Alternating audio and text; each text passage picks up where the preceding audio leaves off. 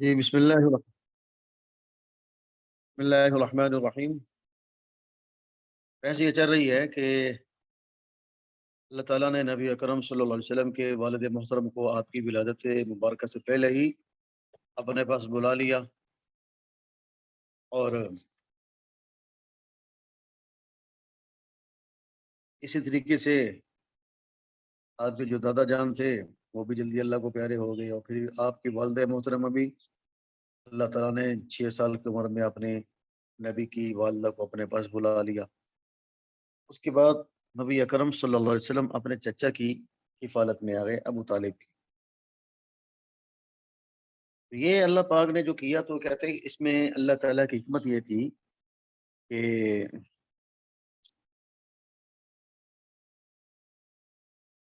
نبی اکرم صلی اللہ علیہ وسلم کی پرورش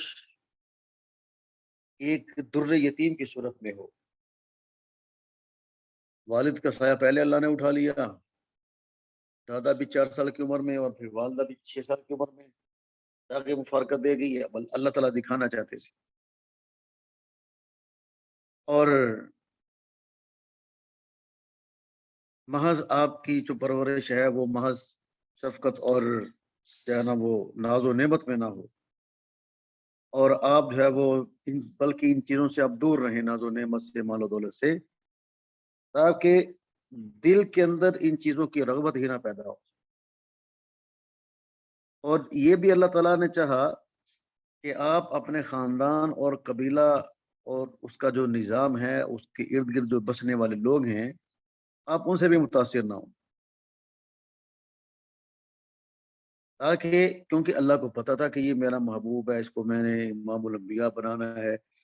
ختم نبوت کا تاج میں نے اس کے سر پہ رکھنا ہے۔ اس لیے اللہ تعالیٰ چاہتے تھے کہ جو ختم نبوت کا جو پاکیزہ منصب ہے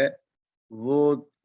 دنیا کے مناصب اور دنیا کی چیزوں سے ملوث اور آلودہ نہ ہو، اور لوگوں کی نگاہوں میں، جو دیکھنے والے ہیں ان کی نگاہوں میں نبوت کا جو تقدس اور اس کا جو منصب اور اس کا جو یعنی اس کی عظمت ہے وہ گڑبڑ نہ ہو جائے، اس میں کسی قسم کی کمی نہ پیدا ہو جائے۔ پھر اسی طریقے سے لکھتے ہیں کہ تمام لوگوں کے اس بات پر اتفاق ہے، يدل ما اتفق عليه رواة السيرة النبوية من أن منازل حليمة سعدية عادت ممرعة مخضرة بعد أن كانت مجبدة قاحلة، وعادت الروح حافلا في ضرع ناقتها الكبيرة المسنة بعد أن كان يابسا لا يتذبذب بقطرة لبن۔ سب لوگ اس بات کا متفق ہیں کہ حضرت حلیمہ سعدیہ جب آپ کو لینے کے لیے گئی تو آپ کا پورا علاقہ قحط کی زد میں تھا، قحط سالی تھی، خشک سالی تھی، اور لیکن جب نبی اکرم صلی اللہ علیہ وسلم نے اپنا قدم مبارک ان کے گھر میں رکھا تو اللہ تعالیٰ نے جو ہے نا وہ ہریالی اللہ نے ہر طرف پیدا کر دی، ہر طرف جو ہے وہ ساز و سامان اور خوشحالی اللہ نے ان کے گھر میں لٹا دی، اور ان کی جو بھوری اونٹنی تھی ایک قطرہ دودھ کا نہیں دیتی تھی، اب وہ اتنا زیادہ دودھ دینے لگی کہ ان کی ضرورت سے زیادہ ہونے لگا۔ یہ کہتے ہیں کہ یہ سب اس بات کی طرف اس بات پر دلالت کرتا ہے کہ نبی اکرم صلی اللہ علیہ وسلم ابھی آپ بچپنے کی ہی حالت میں تھے،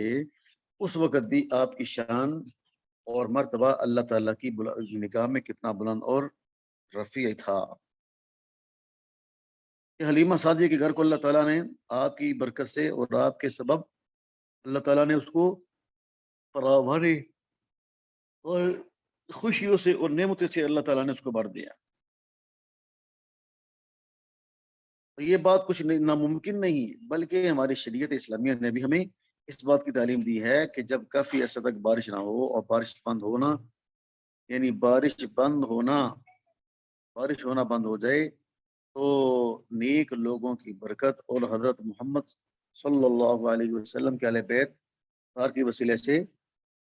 دعا مانگی جائے اللہ تعالیٰ سے،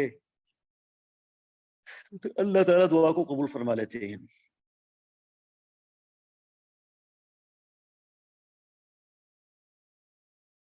اور جب عام لوگ، ایک عام نیک آدمی ہے اور اس کی کرامت اور اس کی جو ہے وہ برکت سے اللہ تعالیٰ لوگوں کو عطا فرماتا ہے، تو آپ امام الانبیاء ہیں آپ تو امام معصومین ہیں، آپ کی تو کیا شان ہے؟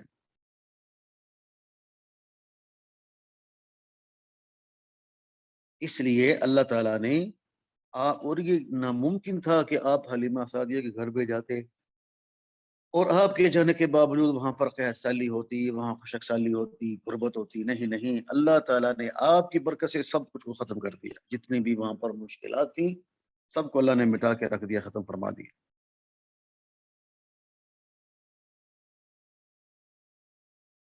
تو یقیناً یہ ساری کائنات کا نظام اسی واحد اور یکتا مسبب الاسباب یعنی اللہ کی قدرت،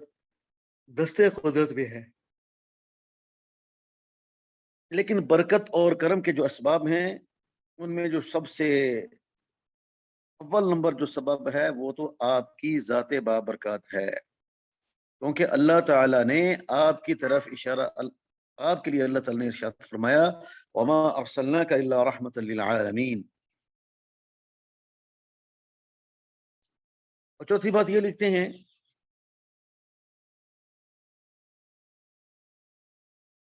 تعد حادثة شق صدر التي حصلت له عليه الصلاة والسلام أثناء وجوده في مضارب بني سعد بن إرهاصات النبوة ودلائل اختيار الله إياه لأمر جليل.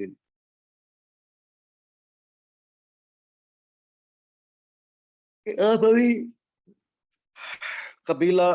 بنو سعد بن بکر میں بھی آپ موجود تھے کہ آپ کے لیے آپ کے ساتھ شق صدر کا واقعہ پیش آیا. یہ جو واقعہ ہے تو اس کو بھی ارہاسات میں شمار کیا جاتا ہے، اور یہ ارہاسات اس بات کی دلیل ہیں کہ اللہ تعالیٰ نے آپ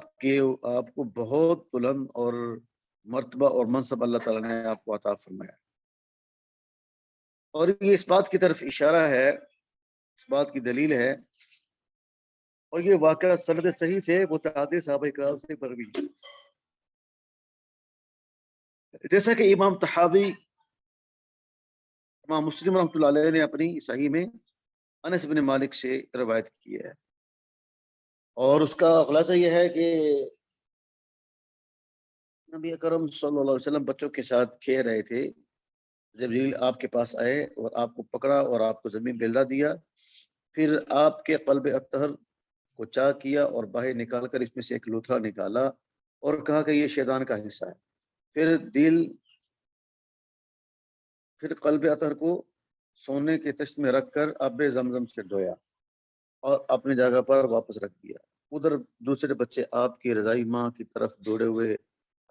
کہنے لگے کہ محمد صلی اللہ علیہ وسلم کو کسی نے مار دیا ہے.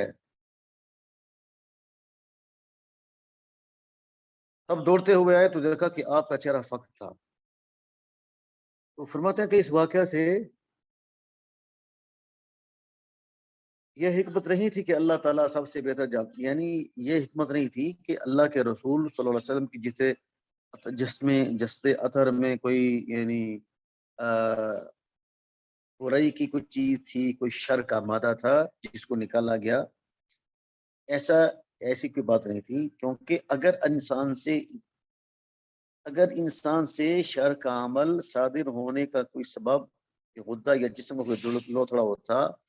تو پھر حملے جراحی کے ذریعے سے آدمی کے اندر سے اس کو نکالا جا سکتا تھا اور پورا انسان اللہ کا مطیع فرما بردار بن سکتا تھا. تو ایسی بات نہیں ہے کہ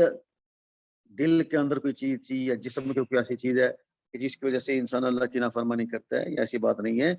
بلکہ شق صدر کی حکمت یہ تھی کہ آپ کو صغر سنی ہی سے عصمت اور وحی کے لیے تیار کیا جائے تاکہ لوگ آپ پر بآسانی ایمان لے آئیں اور آپ کی رسالت کی تصدیق کریں. گویا کہ یہ مانوی تطہیر کا عمل تھا، مانوی تطہیر کا عمل. اور بچپن کے اندر اللہ پاک نے یہ واقعہ آپ کے ساتھ اللہ نے صادر فرمایا جس کو اس مادی اور حصی شکل میں پیش کیا جائے تاکہ لوگوں کی سماعت و بصارت میں یہ اعلان الہی کی صیغت اختیار کر لے. اور پھر کہتے اس واقعے کی جو بھی حکمت ہو، بہرحال یہ واقعہ صحیح روایت سے ثابت ہے، اس لیے اس واقعے کو اپنے ظاہر اور حقیقت سے پھرا کر اس کی حقیقت سے دور اور پرتکلف تعویل کرنے کی کوشش کرنا درست نہیں ہے، ایسی بلکہ ضرورت ہی نہیں ہے ایسے کا. جب ایک بات صحیح حدیث سے ثابت ہو رہی ہے تو پھر کیوں جو ہے نا وہ اس میں تعویل کی جاتی ہے. فرما رہے کہ بھائی ہمیں یہ بات معلوم ہو جانی چاہیے کہ روایت کو قبول کرنے کا معیار روایت کی صحت اور اس کی صداقت ہے. جب کوئی روایت واضح طور پر ثابت ہو جائے تو اسے بس سر و چشم کو تسلیم کرنے سے کوئی چیز مانے نہیں ہے. اس وقت پھر ان روایات کو عربی زبان کی دلالتوں قواعد و ضوابط سے سمجھنا چاہیے. سمجھنا یہ ہمارا پیمانہ ہونا چاہیے. کلام میں اصل حقیقت ہوتی ہے اگر ہر قاری اور محقق کو اجازت دے دی جائے کہ وہ کلام کی حقیقت کو چھوڑ کر اس کے مختلف مجازی معنی اپنے سامنے رکھ کر ان میں سے جس معنی کو اختیار کر لے اور جسے چاہے چھوڑ دے، تو اس صورت میں زبان کی کوئی اہمیت نہیں رہے گی، اس کی دلالت ختم ہو جائے گی اور لوگ اس کے معانی میں بھٹکتے رہیں گے. پھر تعویل کے متعلق بحث کرنے والے اور حقیقت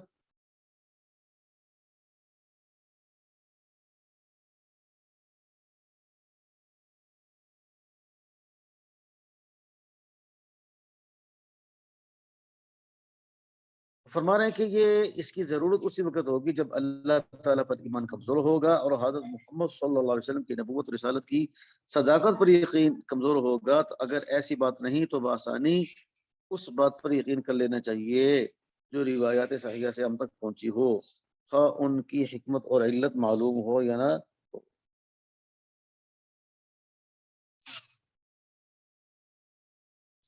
ٹھیک ہے جی، کل سے انشاءاللہ پھر ہم رحلتہ الی الشام، کل ہم انشاءاللہ یہاں سے شروع کریں. رحلتہ اولی الی الشام ثم مکثہ فی سبیل اللہ. ٹھیک ہے جی، السلام علیکم ورحمۃ اللہ.